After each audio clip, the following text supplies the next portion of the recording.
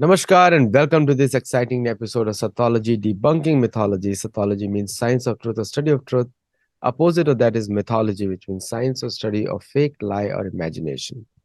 Sattology builds your identity and mythology actually destroys your identity.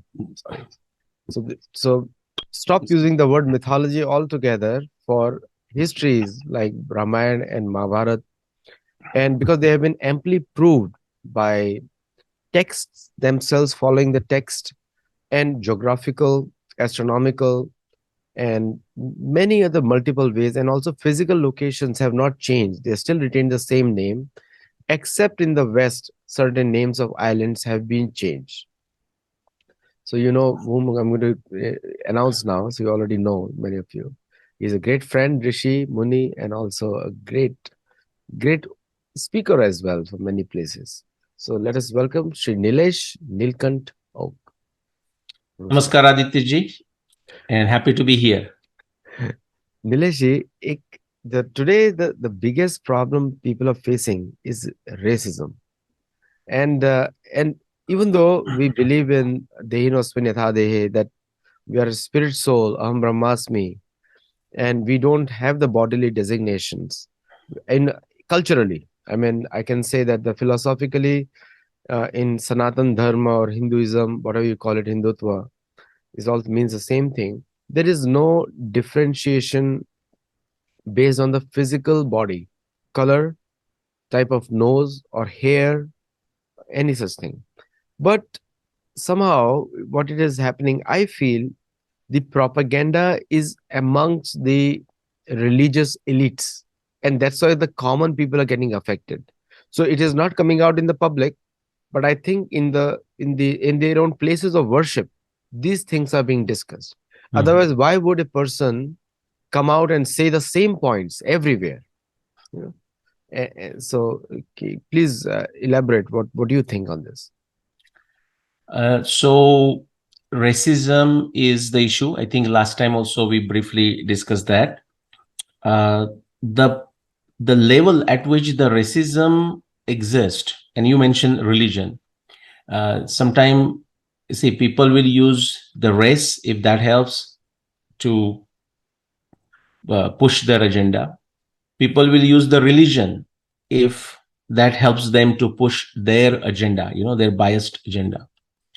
But as you said, I mean, we may talk about Deinos min yatha dehe kaumariam yavanam jara, and of course, just talking itself doesn't help. We have to realize it and implement it in our behavior. I mean, acharya, our behavior is the best example. But still, the challenge remains. The challenge is how do you get everyone on board, and that's always going to be a problem. But from philosophical point of view, if you understand why some people do what they do, if you understand it, then I think it starts our journey in saying what we possibly need to do. And everyone will need a different way to handle, like sama dama danda bhed, because everyone's intellect, everyone's state of their mind. I mean, we are coming together in a, say, human body, and just limit ourselves to humans for now. But it extends to other animals and other species, and we can talk about that too. We are a combination of that sattva, raja, tama. Then we are bringing a certain package, from our past lives, and our journey continues. So everyone is at a different phase, different stage. It's like the Indian train system or a European train system. There is the Euro fast service, and then there are locals, in each of this country, like say Italy, for example. India also has the Janta Express, and then there is a Rajdhani Express and Shatabdi Express. Everyone is going at a different speed. But to understand where this the racism card that we are right now, unfortunately, and this comes in a periodic interval, you can say, the real agenda, the real rub is in a different place, but it comes out in a convenient forms, convenient these prototypes of either a racism or a religion, and they are so well connected. And I'll tell you in what way they are connected. Of course, if you look at it quickly as a summary of an Abrahamic religious system, is what? Say, if you look at Judaism, it is the God's chosen race. If it's look at Christianity, uh, Again, many people immediately think Christianity and Jesus and all that. Well, that's there, but really Christianity is the salvation through the community. And for Islam, it is the religion of a book, like a particular book. Now, book is there in every Abrahamic religion, the Old Testament, New Testament, Quran. But in case of Islam, it is so much focused on Quran, not nothing outside, and nothing needs to be changed. Now, at what level these things are playing? And to be fair, even the Sanatana Dharma, which is not a religion, you find people, even the people from Sanatana, out of their ignorance and the different various levels of understanding, pulling the Dharma to the level of religion. Even that happens. But where does it come from? I think Taittiriya Upanishad has the best explanation, and what we as an individual needs to do. But once we understand it, how we as a society needs to do, which is like, the Bhrugu Varuni Vidya, the sage Bhrugu, uh, who goes to his father, but also a guru, Varuna, for Vidya. And he says, please tell me what is Brahman, what is the ultimate reality. And again, the point is, I mean, Adityaji, you and me can discuss as much as we want, but the listeners, our viewers, have to invest their time beyond watching us. I mean, what we do here in possibly an hour should serve as an inspiration. But after being feeling inspired, they have to take to Swadhyaya, right? Swadhyaya Ishvara Pranidhan. They have to do this. So Bhrugu, when he goes to Varuna and says, please tell me what the ultimate reality is. And that's how people come. He says, hey, explain me this. They think it's their birthright. And you are obliged to tell them. No, nobody is obliged. In fact, this story illustrates this beautifully. Varuna, the father and the guru, said, go do the tapascharya. Go study this. Okay, do abhyasa, do meditation, do thinking, manana, brahmacharya, chintan, manan, all of this. And try to find the answer. This is not a lazy person's business. This is a seeking civilization. This is the dharma, basically means seekers. Okay. So Bhrugu accepted that, went to do tapascharya, came back with the realization, annam brahmeti vejanat. Now I'll quickly fast forward. So, and then he said, hey, this is what I understood, because when he looked in the nature, Chandasyasya Paranani Yastam Vedasya Vedavid, everywhere in the cosmos, he says, everyone, the first basic instinct as if is after food. Everyone is after food. Okay. Now, he might have even noticed something else more subtler, and we'll talk about that. And then he said, now, hey, this is what I understood. Now you tell me, my father, my guru, what is ultimate reality? And again, Varuna did a great thing. He said, now, oh, great. This is a good realization. Very nice. Now go back and do more tapascharya. The story goes like Bhrugu went back, did more tapascharya, more understanding, more study, more original research. We'll talk about the original research today, and I'll connect with this, what is required to get out of this racism beyond, Trigunya Vishaya Veda, Nistregunya Bhavarjuna, or why Krishna also says, Sarva Dharman Parityajya. What is he referring to? And of course, he's not referring to religion. He's referring to dharma in a sense of certain duties, in a restricted way. But so when Bhrugu comes back, he comes with the higher realization, subtler realization than Anna. He says, Prano Brahmeti Vejanat. Now I understood that the ultimate reality appears to be that life force, the consciousness, the prajna, like this. And he says, is that it? Now my guru, my father, tell me. And again, Varuna, the father, sends him back saying, well, this is good. Go back, do more tapascharya. This goes on. And now I want to talk about this, where this racism and religion and where this gets used and how we have to transcend that. The next realization Bhrugu had when he came back to Varuna was Mano Brahmeti Vejanat. So he began with Anna Brahmeti Vejanat, Prano Brahmeti Vejanat, now Mano Brahmeti Vejanat. Okay, and actually, when I explain this, Adityaji, it gives a good segue. I mean, we'll discuss this more, but gives a good segue for the subject I want to discuss today, the framework of the Vijnana, okay, which is given by Darshana Shastra, all Darshana Shastra, and specifically as it relates to many of the investigations that we have to do into the path of the Jnana knowledge, the path of jidnyasa, the curiosity, but the curiosity that is saprayojana and sandigdha, not some idle curiosity, is through Nyayadarshan. And I'll talk about how they evolved together. But the third realization of Bhrigu was Mano Brahmeti Vejana. Now I understand the mind. Okay, mind is the ultimate reality. And Varuna smiled and he said, "Go do more tapashcharya." The next realization he comes is says Vijnana Brahmeti Vejana. And even there, so this is very important. Those people who think Vijnana in the sense of science, the modern science or whatever, or even Nyaya Darshana is like the ultimate. No, these are the tools to understand the higher reality. And so Varuna smiled. He said, "Absolutely, you are on the right track. Vijnana Brahmeti Vejanat. Now go do more tapashcharya." And then he comes back saying, Ananda Brahmeti Vejanat. That the full experience of consciousness that appears to be ultimate reality.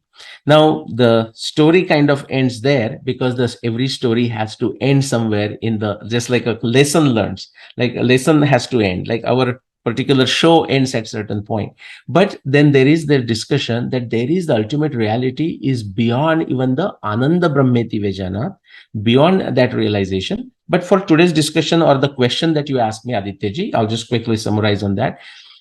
That transition from Mano Brahmeti Vejanat to Vijnana Brahmeti Vejanat is required because to do Vijnan, one has to have a Samyak Buddhi, a balanced mind, a Viveka Buddhi, which is what Bhagavad Gita teaches. Back to you. See, very important points you have mentioned here. Samyak, which is the equanimity, samatvam yoga uchate. Like, see, this is a quality only in the Vedic heritage. The one God principle that there is only one Bhagavan for the entire planet. That is also a Vedic concept. It is not their concept because most of the Abrahamic faiths are based on their version of God. So the commonality is not there. So what happens is that they exclude everyone else. And especially with the brown skin and the skin-based disease, which is a very common European phenomena. We all know which has happened. And in USA, even though we follow the American Constitution gives freedom of religion, liberty of speech. But in the society at the ground level, I feel that the many of these Abrahamic institutions, they do not work as per the constitutional framework. Only Hindus are compliant with that because we don't believe in body-based designations. We believe in that we are all Atma, we are soul. So that is not there in those conceptions. So like, how do we reach out or how do we train them that you have to start understanding that just because somebody is having a brown skin doesn't mean they're inferior, or they should be like, people are asking directly, get out of here in this country. Stronger people say you need to get out because you also came here illegal. Most of the Europeans were illegal from a Native American point of view. So please elaborate there and begin the presentation. No, okay. So, no, great question. So, and I would say, I mean, again, most of these people who quickly get into this problem of racism are obviously simpleton at certain level, right? Again, some of these, Adityaji, we have to keep in mind. I mean, some of the very sad, very unfortunate, and those instances happening in America right now. I mean, you can easily see in some cases. I mean, I saw a couple of them. The one from Poland, that just came on media, social media, that the person who is making racial slurs and is definitely mentally distraught. Okay, you could see that. I mean, you might have seen more, but I'm aware of a couple.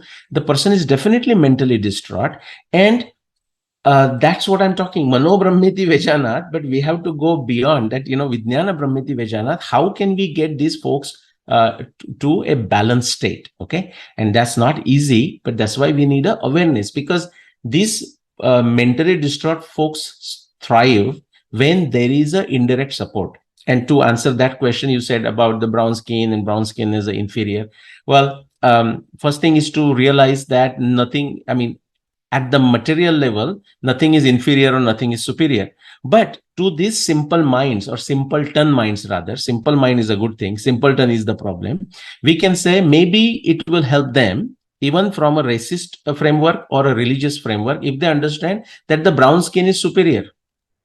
Okay, for example, like just talk of Abrahamic religions, and again people tend to connect that, like, the first instance, that I think the Dallas instance was a Latino lady or something, and I have Latino friends. You are filled with a Latino friends. It's such a wonderful community. I mean, every time I go to Latin America, what a pleasant experience that is.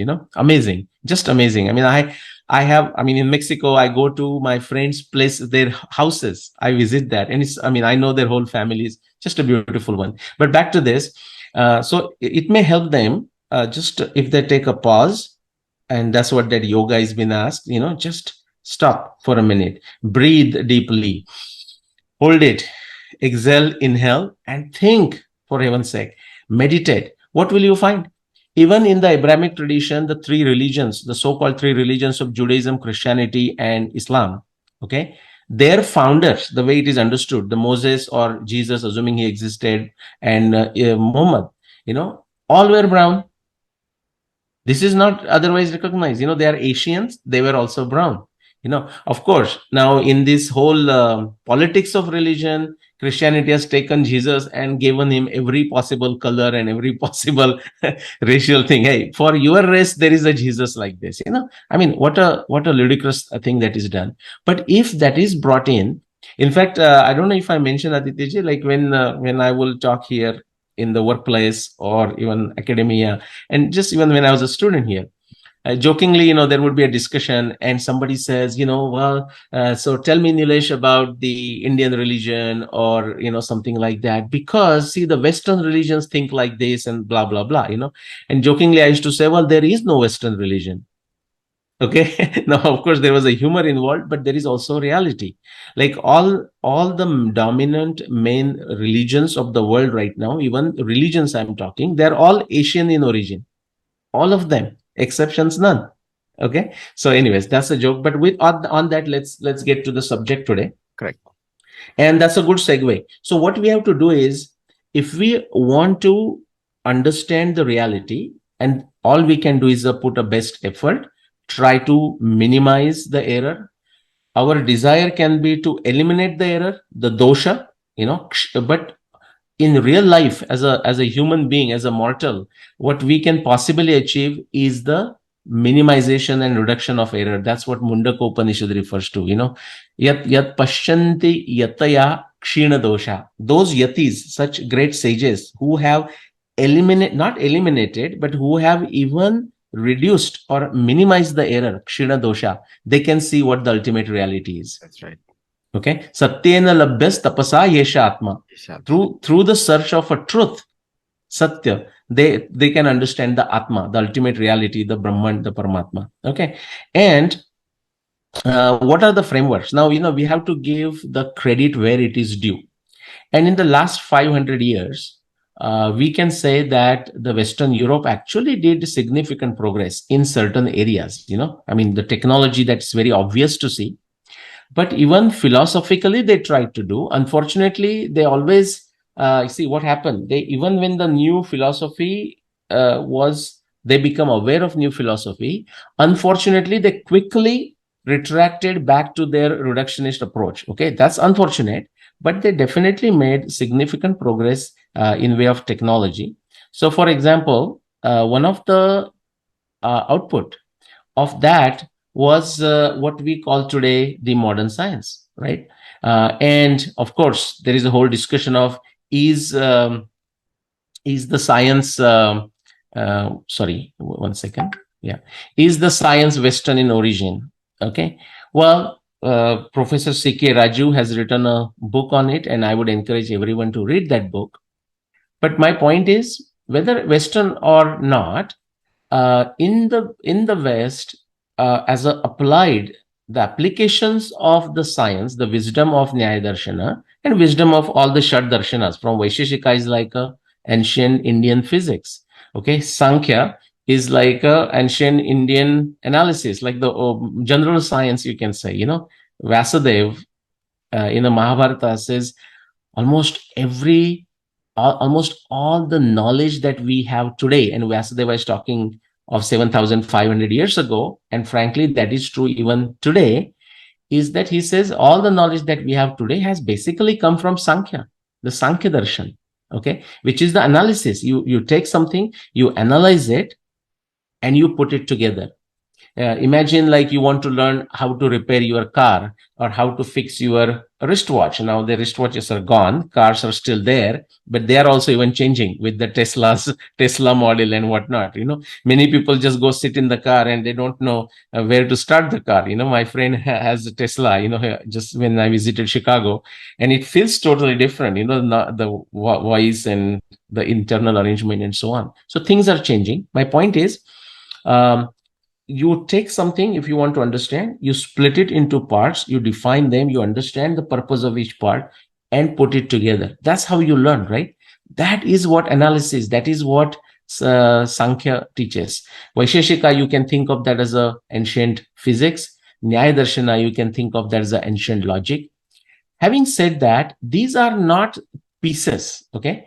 Each of this discipline is complete by itself, which is actually lacking in the modern science, okay? Not to put down modern science, I'm fascinated. In fact, my journey began with a modern science, and from there I went backwards to Nyaya. That is my journey, by the way.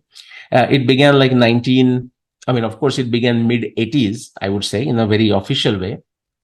But early 1990s, I mean, is when I came across Sir Karl Popper, the philosopher, best philosopher of science. And I was so fascinated. I am still fascinated. But as I started learning more and more and more about his works, I mean, some 20, 30 plus books, I started realizing some gaps also. Okay. And I was wondering now, where do I get guidance on this? Like Bhrugu going to Varuna. And my guidance came from Nyaya of course, from some living gurus. Okay. But also from Nyaya. So that's the story quickly today. And just like last time, Aditya we talked about how to understand something as a better solution to a problem, to any problem. And it doesn't have to be a problem. It's like a samshaya. It's like a doubt in our mind. For example, what happens to an individual after this body is separated, she's separated from this body, like we die, let's say, in a simple language. What happens? Now, that's very tough. I mean, we can sit down and do all kinds of guesses, which what people do. But then in this case, it's a matter of shraddha, it's a matter of reverence and trust. And some people, very exceptional people like a Vasudev and others, who could, with their amazing prajna, amazing intellect, could go and know beyond. Like the way Bhagwan Krishna says in Bhagavad Gita to Arjuna, he says, I know all my past avatar, past births. You also had a many births, but you don't remember them, he tells Arjuna, right? So how do you know it? It's not very easy to understand. Actually, as of now, frankly, it is beyond the capacity of modern science. Even Nyaya will also tell you, Prasanga Sama, it says, at some point, there is no point asking the question beyond because we have no tools available to explore it. Even Rigveda says that, like Nasadiya Sukta. He says, after some point, there is no point asking the question. Having said that, even when you give up those subjects, there are many subjects that can be absolutely studied well. And uh, many of our audience, like from a Bhakta tradition, okay? And therefore, I will also mention, like, what does Bhakta do? Now, some of the bhaktas who have joined today, they won't think like, to sit lazily is a bhakti. No, they know that. But there is that misunderstanding that bhakti means like sort of idle, do nothing. You have no obligations to do perform any work. That's not quite true. In fact, if you look at the Uddhav Gita, like Krishna and a discussion between Krishna and Uddhav, what Krishna is describing, what a bhakta does. This is Bhagavad Puran, Skanda 11, Canto 11. Okay. What is that? Jnanam Vishuddham Vipulam Yathayata. The person who has a bhakta ardently goes after knowledge. Okay, that's why Krishna is saying Vasudevam Sarvamiti Samahatma Sadurlabha. But about whom? Bahunam Janmanam Ante Jnanavanmam Prapadyate. After Many birth, lifetimes, lot of efforts, just like that Bhrugu Varuni story. After going through many iterations, you come to this Jnani platform. Okay, such a person is very rare. So Krishna says in Bhagavad Puran, for example, Jnanam Vishuddham Vipulam Yathatad Vairagya Vijnana Yatam Puranam. Now, Vairagya is that Samyak Buddhi. Okay, Vairagya, of course, in a traditional sense, we will call the sannyasa as a sannyasa ashram, okay, a particular diksha, a tridandi or ekadandi sannyasi, and all that, a certain thing. But at a philosophical understanding of it, is that Vairagya Vijnana Yutam Puranam means it's a Vairagya Vijnana. That Vairagya Vijnana Buddhi is the Samyak Buddhi, balanced attitude, Viveka. Okay, because you have to be very neutral if you want to truly understand whatever the mystery that you are trying to figure it out, whatever doubt you have and you are trying to resolve it. You need a balanced mind, you need a very neutral mind, in some sense indifferent mind, and that is that vairagya, that we are viragi. Okay, V is like a vishesha, a special type of mental balance that this person has. Okay, that's what is important. Now, I want to separate these two. Remember, if you want to learn something, first what you do is you separate them into different parts. If you are fixing a car, if you are fixing a wristwatch or any other equipment, and then once you understand, you put it together. That's what I'm doing. So for in a modern language, you will say, oh, modern science, yeah, well, this is, many people think it only happened 500 years ago. Okay, and there is a good saying. When I was here in Atlanta, going to Emory, we had a great professor, um, Professor Gilkey, and it was I still remember that quote.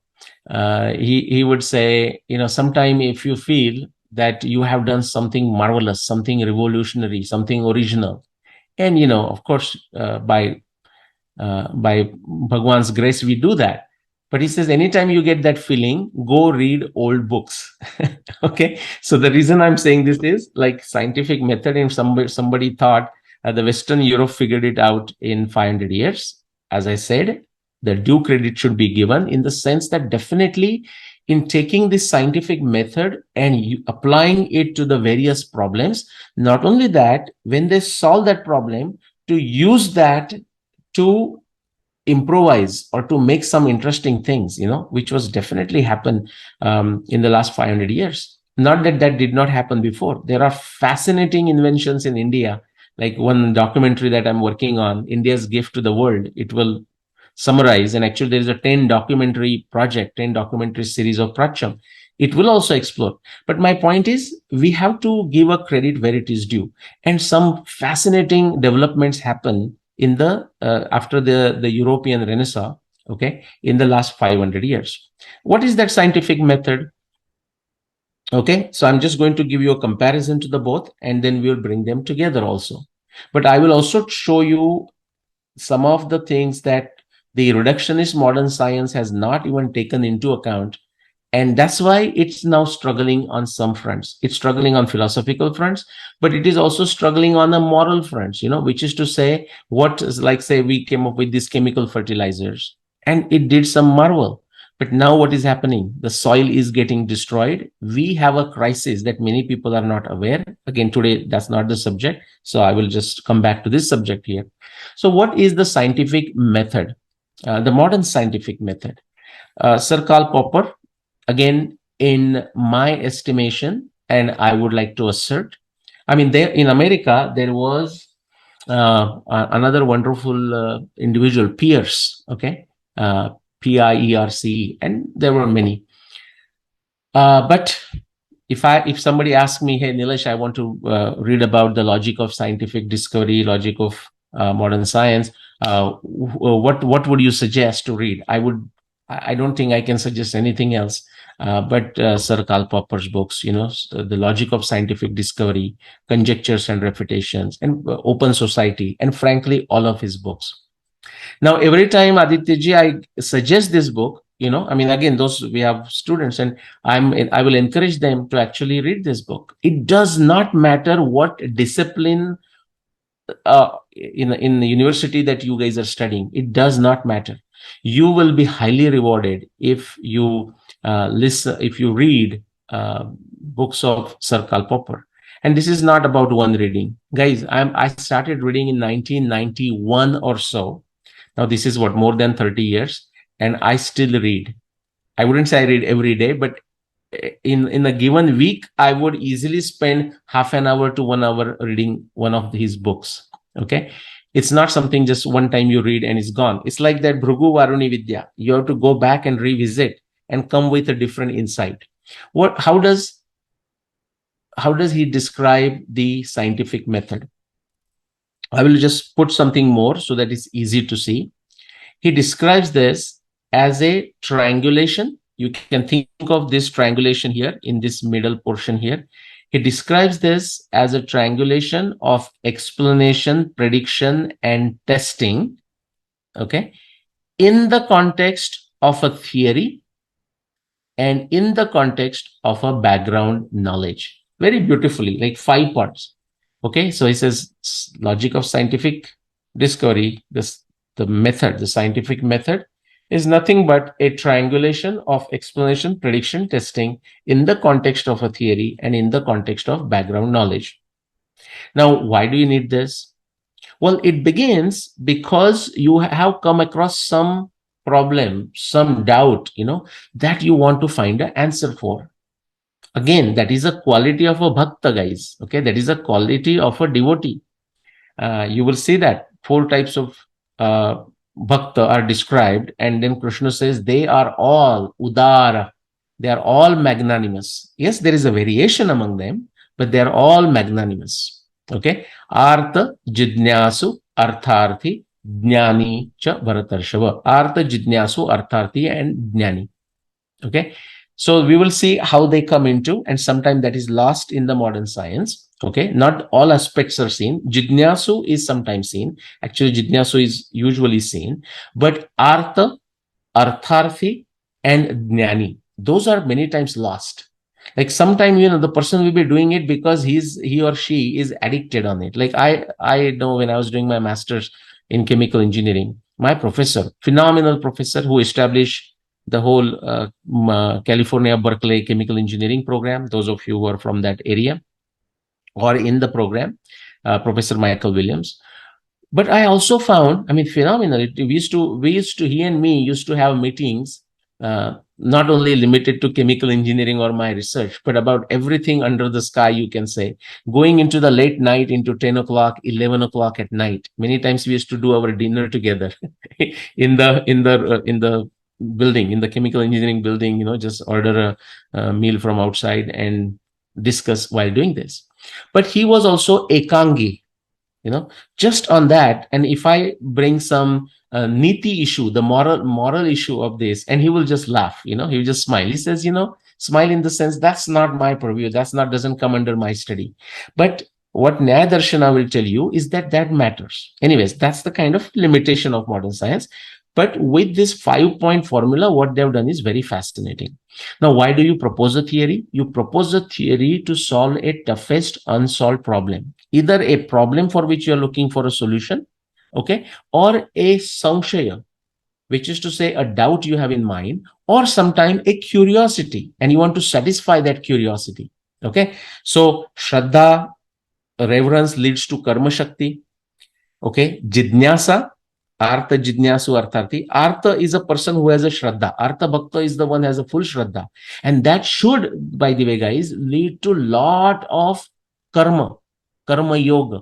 If it doesn't, there is something wrong. If you think, oh, I have a lot of Shraddha, but you are not contributing to society through karma yoga, there is something wrong, because that's what the connection is. Okay. Jidnyasa. Now, path of Jidnyasa will take you towards this jnana. But how? Through Jidnyasa, when you solve a tough problem, it takes you to Phala Prapti. But with that Phala Prapti, when it's done beautifully, and Bhagavad Gita teaches you how to do that, Jnana equal to Bhakti equal to Karma. Okay.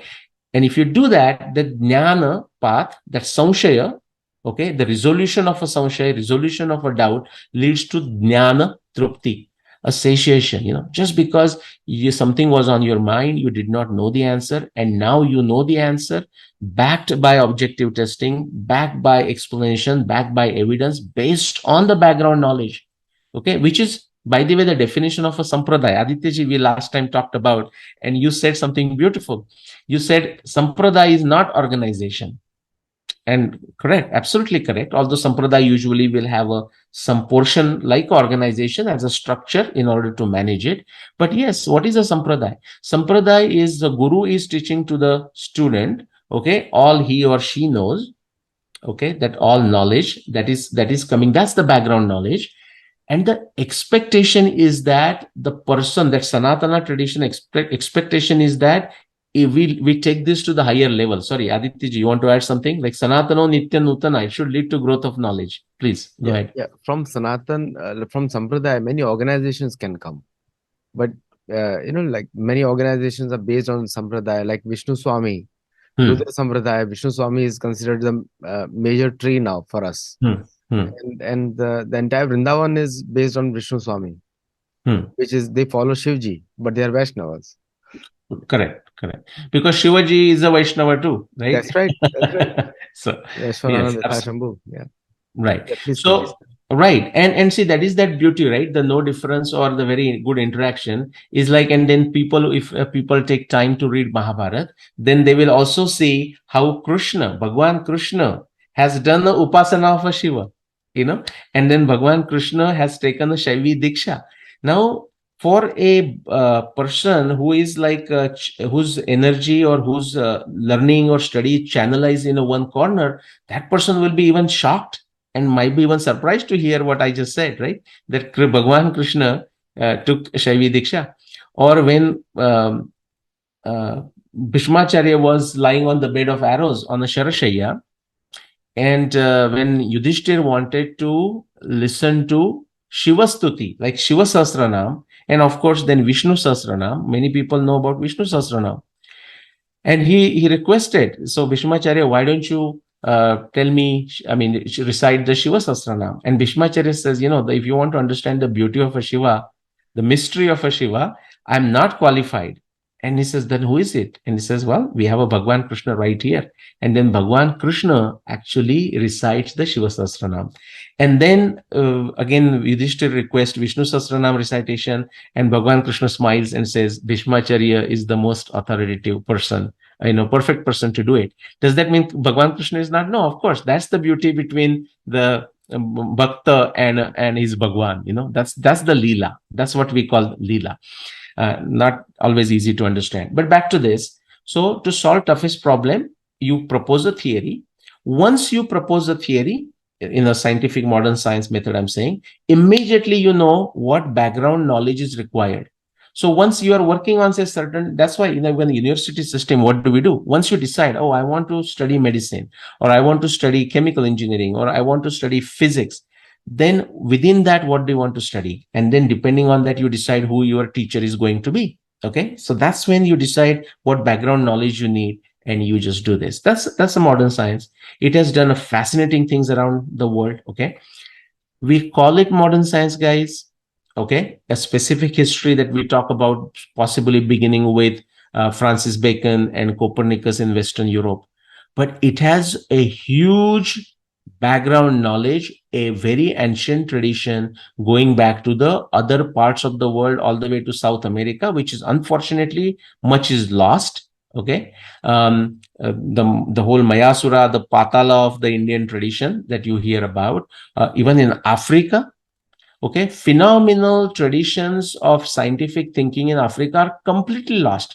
I mean, if I just say that, modern science or scientific tradition in Africa, some extremely biased people will laugh at this.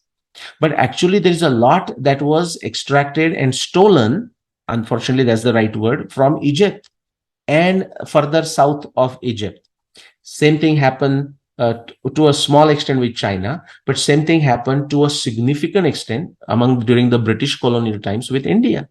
I mean, we can take just one line, and that becomes a hyperlink. But so let me bring it to the other side. Now, against this background, what is the Nyaya? What is Nyaya going to tell? And guys, what I am going to quote today, the Nyaya Darshana has 500 sutra. Sutra is like a formula. Like think of it as a force equal to mass times acceleration. F equal to ma, or E equal to mc square. Some of you may know the name, Albert Einstein. E equal to mc square. E is the energy, m is the mass, c is the velocity of light, and so on. Just in a small formula, you can capture so much knowledge. Okay, it's a sutra is essentially that. Nyaya has 500 sutra. I am actually going to quote today just one sutra. Of course, there are possibly 10 additional sutra from Nyaya that we will not discuss today, which are required to give further explanation to some of the points I'm going to make. But just one sutra out of 500 of Nyaya explains the method of modern science. How fascinating. Okay, that sutra is this: Pratidnya Hetu Udaharana Upanaya Nigamanani Avayava. Basically, actually, the modern scientific method, and actually bit more than what modern science done, is given by another sutra of Nyaya. Okay, it goes like a Pratyaksha Anumana Upamana Shabda Pramanani. Pratyaksha Anumana Upamana Shabda Pramanani. And I can take those words and put it here and turn that into this 5-frame network. Okay, Pratyaksha Anumana. Okay, here, and that explanation is also the Upamana. Okay, Anumana, also the prediction and inference. Okay, Shabda Pramanani. Pratyaksha Anumana Upamana Shabda. Shabda is the background knowledge, authoritative knowledge that our ancients, our ancestors has created for us. Yes, the objective is to create new knowledge. Okay, take it to the growth of knowledge.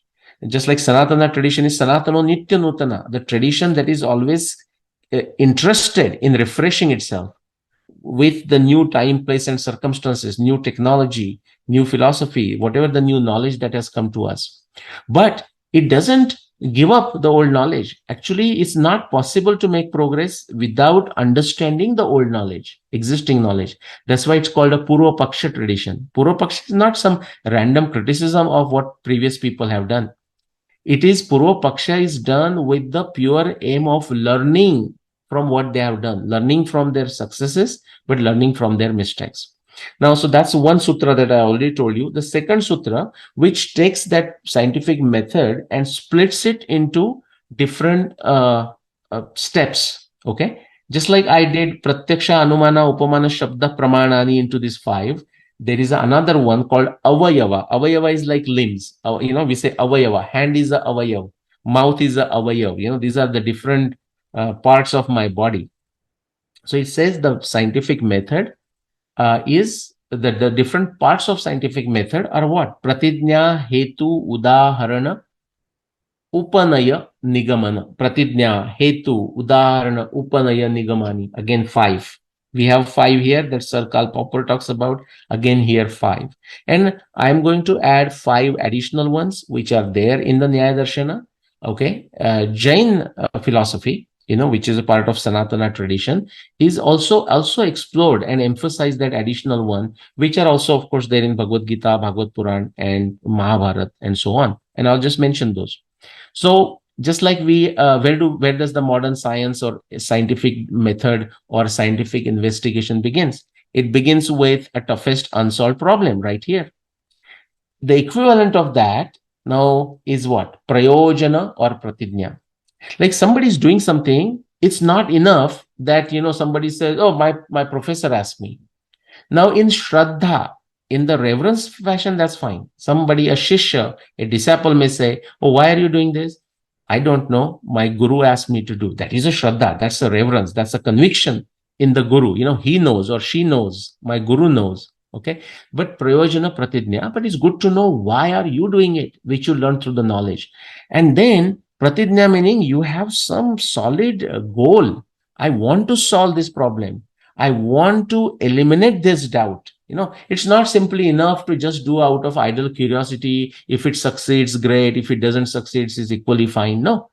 At the end of it, The success is not in your hand. I mean, that's what Bhagavad Gita is saying. That's why karmanye vadikaraste ma phaleshu kadachana.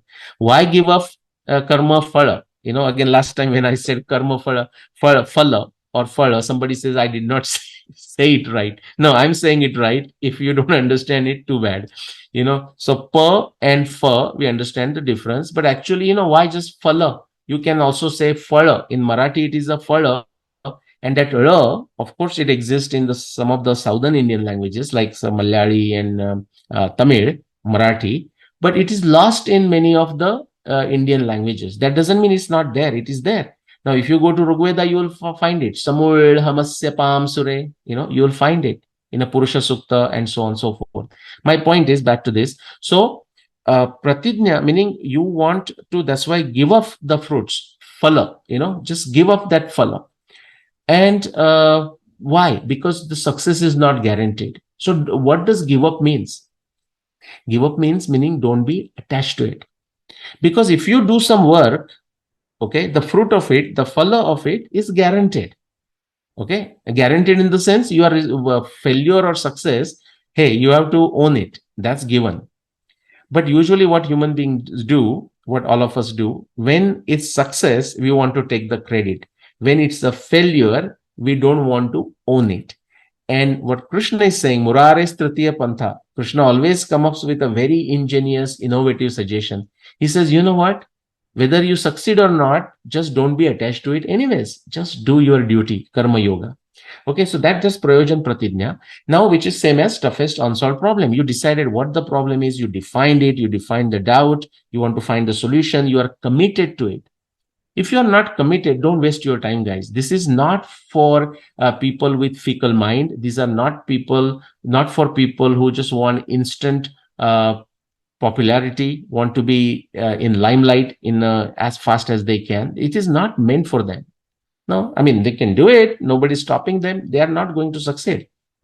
Once you know the toughest problem, now you propose a solution. Now, the solution that you propose is not necessarily the correct solution. I'm discussing the Mahabharata for a long time, guys. I will tell you, there are 130 plus different claims for the dating of Mahabharata. And of course, everyone is there in their fool's paradise that their particular claim is the right one.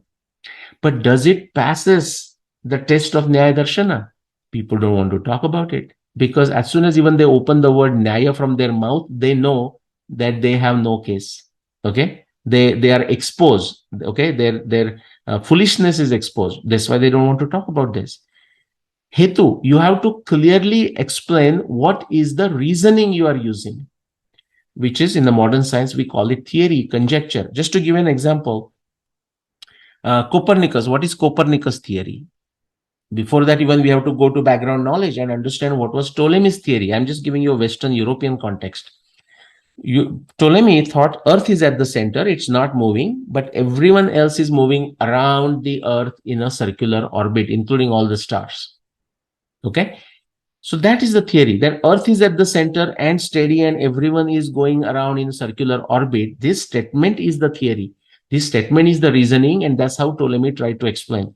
Copernicus came and said, nah, it's the sun at the center and everyone, including Earth, is rotating. Now, that is a Copernicus's reasoning, Hetu, or Copernicus's theory.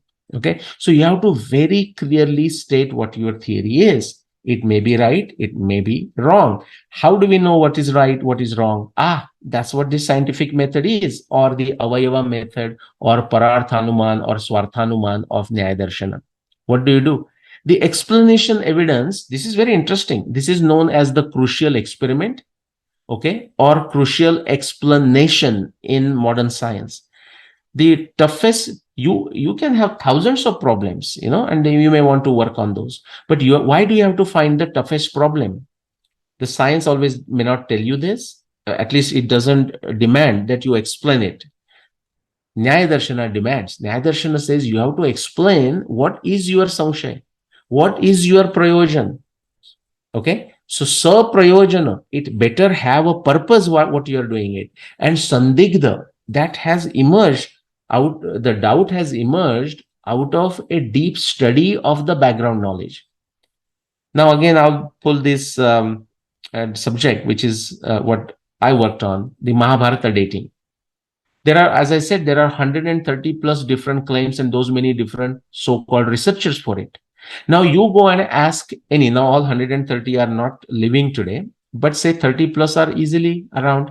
You go and ask them what was that tough problem that was not solved by previous Mahabharata researchers, and therefore you started your research on the dating of Mahabharata.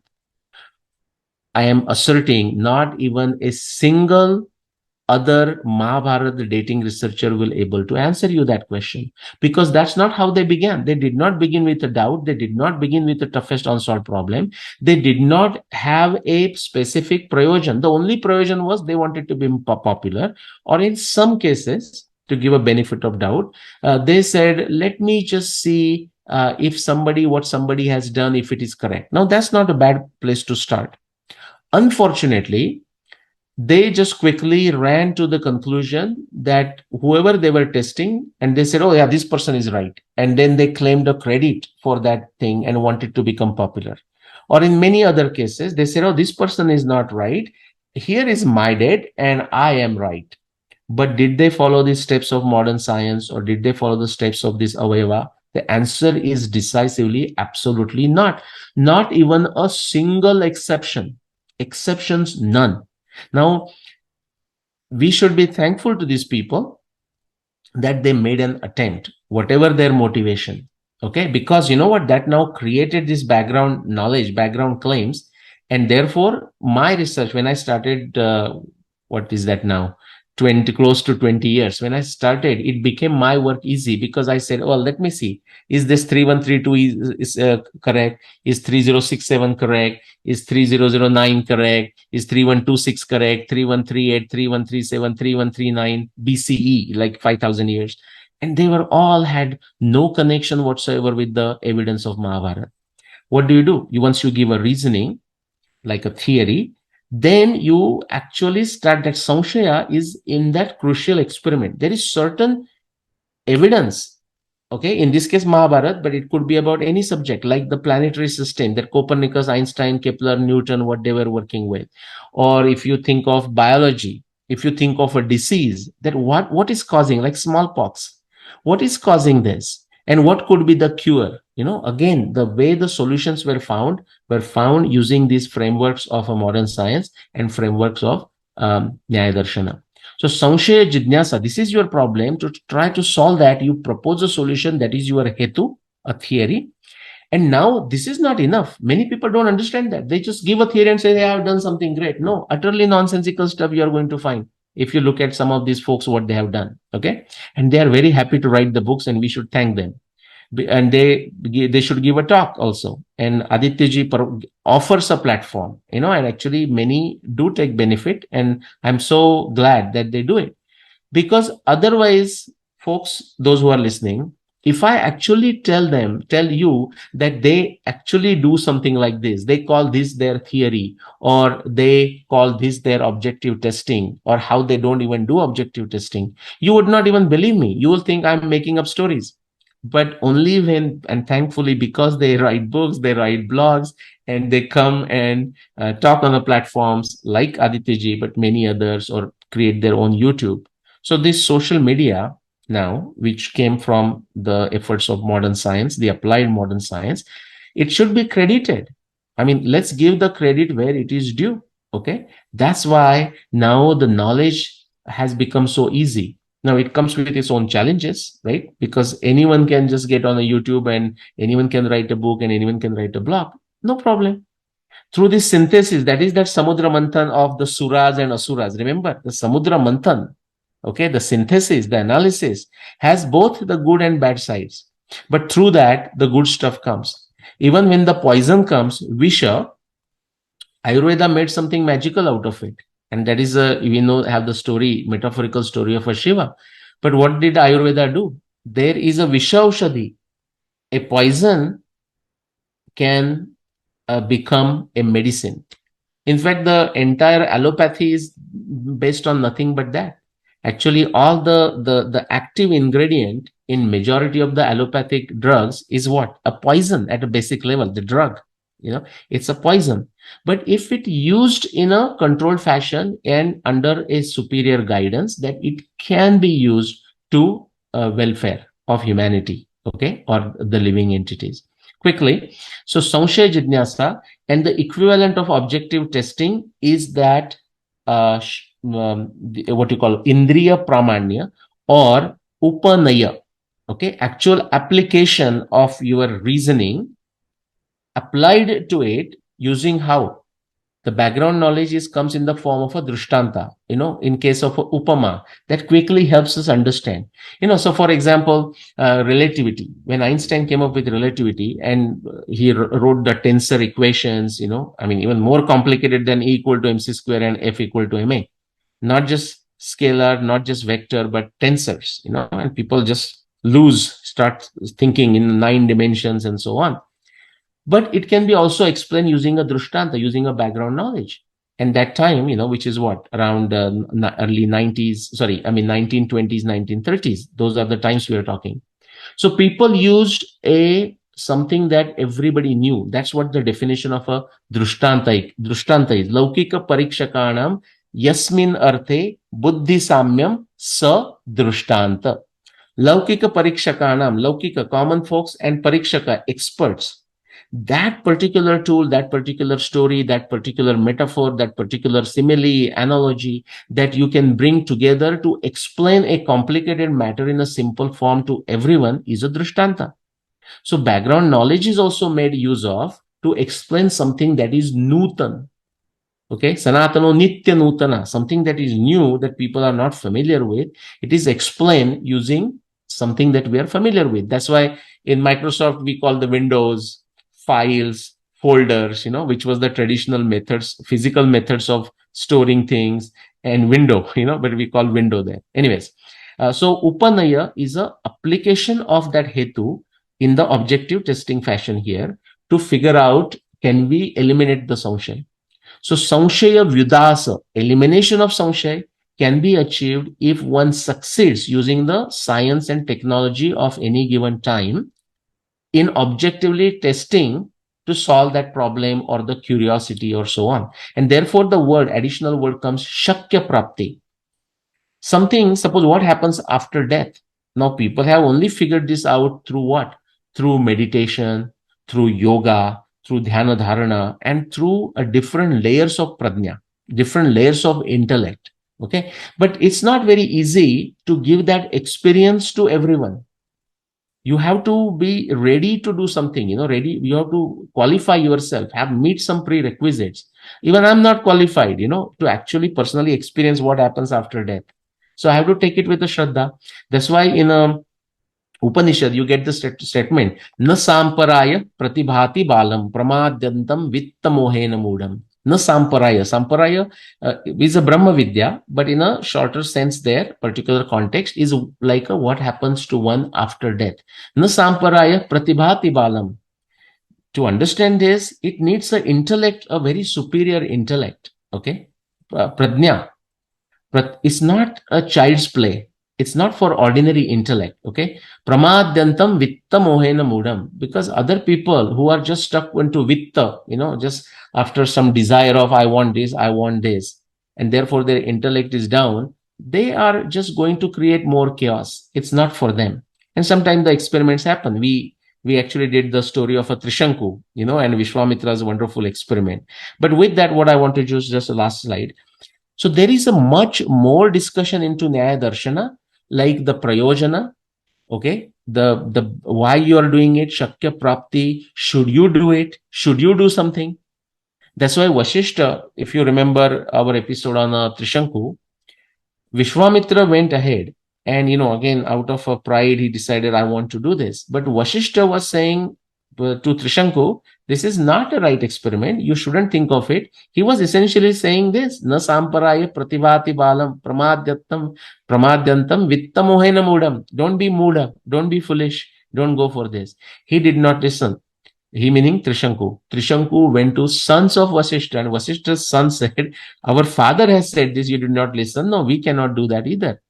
Trishanku then went to Vishwamitra, and the story went on and on. So in Nyaya Darshana speak, yes, it covers the modern scientific method in actually 1, 2, 3, and just to give you a benefit of doubt, I mean, not you benefit of doubt, just to give the modern science benefit of doubt, I would say out of 500, maybe 10 sutra that will explain. Just like I said for Drishtanta, there is another sutra from Nyayadarshan I quoted.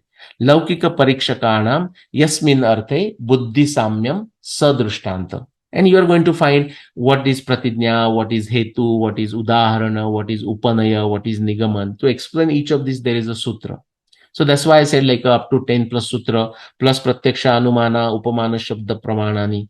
But it not only explains the modern science, it gives the foundation of modern science. Now, how old is Nyaya Darshana is discussed in Mahabharat, that is more than 7,500 years ago. Nyaya Darshana is discussed in Ramayana, that is more than 14,000 years ago. Nyaya Darshana is discussed everywhere, all the ancient Indian narratives. And I just don't want it to limit to Indian narratives. Okay, around the world, if you go, every individual Sanskriti, individual civilizations have found the way to actually reach this modern scientific method. Like if you go to Peru, the way they have 400 plus, or at least they had 400 plus varieties of potatoes. They knew at which altitude to particular crop should be planted, and then they had this very evolved method for watering them and control water and so on and so forth. Very fascinating. How did they do this? That's why Krishna says the knowledge is not stuck, not knowledge is not there hiding in some book, although the book is a very good form of communicating knowledge, like Bhagavad Gita and all the books that we read, but it is there in the nature. Chandansi yasya paranani yastam vedasa vedavid. This is Bhagavad Gita, Adhyaya 15. And therefore, again, the Bhrugu Varuni Vidya is important. Varuna did not give a ready-made knowledge because it will not be appreciated. He sent, go do the tapasya, come up with your own realization, then come and discuss. And it went in an iterative fashion. Quickly to summarize, they are the same. Just like ekam sankyam cha yogam cha sapashyati apashyati, karma yoga, karma sannyas, appear different, but they are the same. Especially in the ultimate sadhya, they are the same. But when someone is a sadhak, a seeker, then karma yoga is much easier, okay, than a karma sannyas. That is the point. Similarly, the modern science is kind of reductionist, and people may find it easy, and so nothing wrong in starting there. I did not do this deliberately. It just from my science background, the way whatever I studied in engineering, whatnot, it started me there. But I kept on becoming that curious person. I asked questions, artha jidnyasu artharthi jnani, and by Bhagwan's grace, it took me to Nyaya. Now remember, we talked about that Nyaya is not the end. Nyaya by itself is not the objective either. Nyaya is a tool to understand the Satya. And why do we understand the Satya or the truth, like the Sattology, is so that we understand the ultimate reality, the Brahman, the Atma, the Paramatma, and Krishna. With that, Aditya back to you.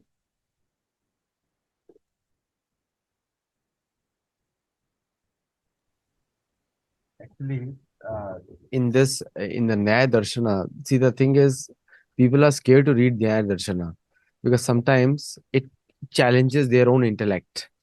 Because people follow the Western model of Nyaya, which is object first, subject later. Yeah. In Sanskrit, the subject first, object later. Like first they'll describe the qualities. Who is Ram? And then they'll come to Ram. Yeah. And people don't want to do that because it is the way our brains are wired in a reverse way. But if we follow Sanskrit logic, then the subject is always first. Like Yeah. the word Yogeshwar we were discussing before comes towards the end of Bhagavad Gita, not in the front. The Yatra Yogeshwar. Why? It's like even the Shivji's stuti to Krishna, where he is telling the Pracheta that this is Vasudev, then he says Yogeshwaraya. Then he qualifies that towards the Yeah. end, not in Yeah. the beginning. Yeah. And also the Prithu Maharaj story. People don't know Prithu Maharaj, many people, but the word Prithvi comes from Prithu Maharaj Yes. because he was the first king. Now, towards the end, it says, Bhagavad Puran says that Prithu Maharaj was as famous as Sri Ramchandra. Hmm. It doesn't mean that he was knowing about Ramchandra, but the it is a commentary by Shukdev Goswami. So all these things are there, and he also Prithu Maharaj lived between Ganga and Yamuna. So even then, Yamuna was there. Yeah, Well, and so you have to give me. So say that again. You said Bhagavad Puran says that Prithu Maharaj was. as famous as Ramchandra. Huh. Yeah, yeah. I mean, so see in fact, we know very little about the Prithu Maharaj. We know some from Bhagavatam, but compared to Bhagwan Ram, we know very little. Very little. And still that name has survived. I can say the same thing about another great Ikshwaku king, Mandhata. Mandhata. That's right. That's right. Okay. And our your other guest, Rupa Bhattiji, explains it beautifully. I mean, when we converse one on one, she says Mandhata did not find or did not get his Valmiki, because Mandata also must have been so great a king. And how do we come to this conclusion if we don't know much about him? Just like Agasti Rishi, Mandata is there in the Rigveda, mentioned in Rigveda multiple places. There is Mahabharat, Sutta, Mahabharat, Ramayana, Ramayana, everywhere, and then everywhere. Puranas, right? Purana. And still we know so little about him, almost nothing. Just like the Sudas and the Dasharatnya war. So yeah, you are right The about Prithu Maharaj is described because he's also considered because when Brahma saw the symbols of chakra on his Hmm, hand hmm, and moon.